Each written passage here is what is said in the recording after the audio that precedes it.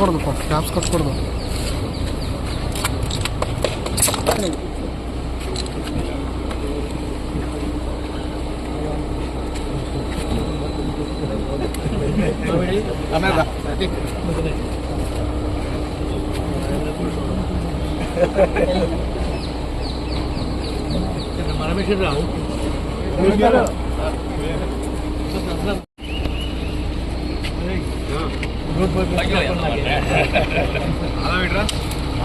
రాచబండ programme జరుగుతుండగా AP tourism minister గౌరవనీయులు వసంత కుమార్ గారిని అసాల్ట్ చేశారని అభియోగం, మరియు ఆయన్ని థ్రెటన్ చేశారని, మరియు అక్కడున్న ప్రాపర్టీ డ్యామేజ్ చేసి ఆ ప్రోగ్రాం జరగకుండా చేశారని అభియోగాలతో ఛార్జ్షీట్ వేశారు పోలీసు వారు.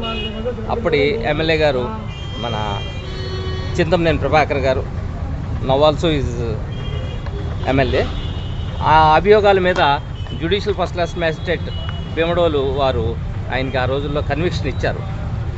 పబ్లిక్ సర్వెంట్ని అసాల్ట్ చేసినందుకు 6 నెలలు 1000 రూపాయలు ఫైను, అట్లాగే ఆయన్ని మినిస్టర్ గారిని థ్రెట్ చేశారు అని 2 సంవత్సరాలు జైలు శిక్ష 1000 రూపాయలు ఫైన్ విధించారు.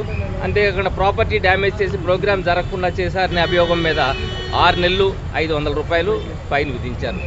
దాని మీద జిల్లా కోర్టుకి అప్పీల్ చేయగా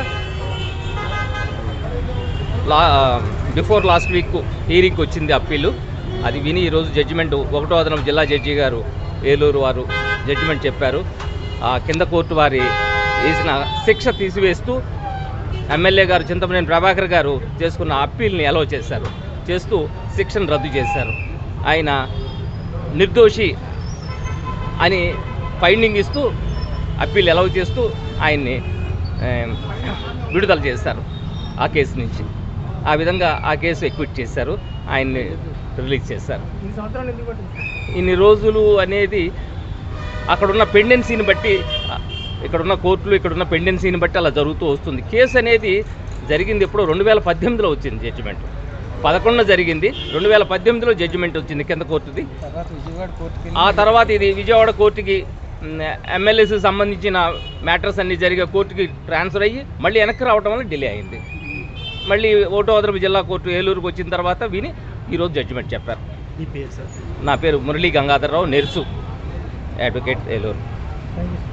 అప్పుడు అన్యాయంగా కాంగ్రెస్ వాళ్ళు అన్యాయంగా ఎమ్మెల్యే గారి మీద మా మీద ఇరికించడం జరిగింది. ఆ కేసులో నేను ఉన్నాను.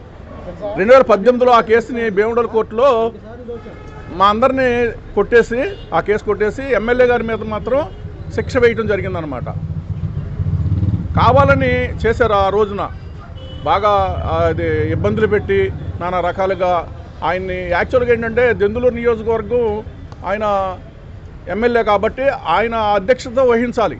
ఈయన వచ్చేటప్పటికి వాళ్ళు ఇచ్చిన టైం ఒకటి, వాళ్ళు ముందుగానే ఎమ్మెల్యే గారు వచ్చే టైంకి వాళ్ళు సభను నిర్వర్తించడం, అప్పుడు ఉన్న రామచంద్రరావు అధ్యక్షత వహించడం, అంటే ఎమ్మెల్యే గారి మీద ఓడిపోయిన ఆయన అధ్యక్ష పెట్టారు.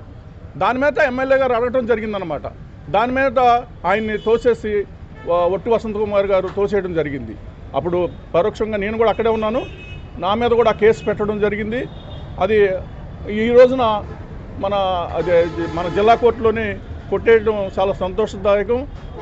ఇప్పటికైనా సరే రుజువైందని తెలియజేస్తున్నాను.